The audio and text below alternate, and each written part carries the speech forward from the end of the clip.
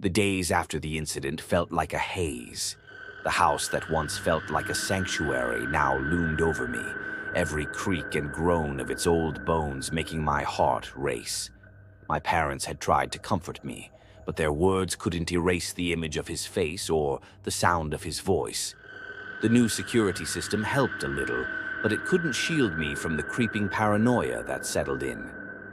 I tried to go back to my routine, but nothing felt normal anymore. Every time I closed my eyes, I saw him standing in the rain, that eerie smile etched into his face. I told myself that he was behind bars, but some irrational part of me couldn't shake the feeling that he wasn't done with me. A week later, the nightmares started.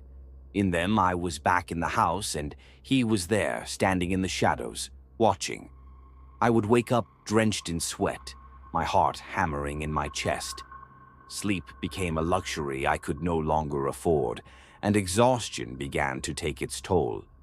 One night, I decided I couldn't stay in the house any longer. I packed a bag and called my best friend, Emily, asking if I could crash at her place for a while. She agreed without hesitation. Her house was only a 10-minute drive away, but those 10 minutes felt like an eternity. When I arrived, Emily greeted me with open arms. She didn't ask too many questions, sensing that I wasn't ready to talk.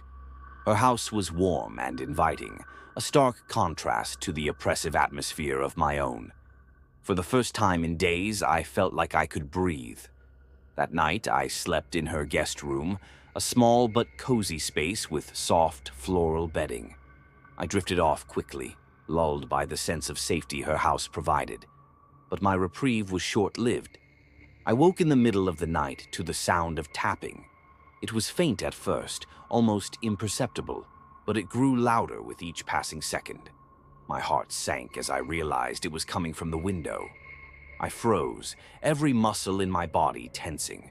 The curtains were drawn, and I debated whether to peek out. My rational mind told me it was just a tree branch or some other benign explanation, but my gut told me otherwise. Summoning every ounce of courage I had, I slowly pulled back the curtain. My breath caught in my throat. There, pressed against the glass, was a hand. It wasn't moving, just resting there, pale and ghostly in the moonlight. I couldn't see a face, but I knew it was him. I just knew. I stumbled back, nearly tripping over my bag. My first instinct was to wake Emily, but as I turned toward the door, I heard the unmistakable sound of the front door opening. Panic surged through me. How had he gotten in? The house was locked, wasn't it? I grabbed my phone and dialed 911, whispering my location to the operator. The dispatcher assured me that officers were on their way, but I couldn't sit and wait. I had to find Emily. I crept out of the room, clutching my phone like a lifeline. The house was eerily silent, the kind of silence that felt deliberate. I called out to Emily in a hushed tone, but there was no response. As I moved down the hallway, I noticed that her bedroom door was ajar.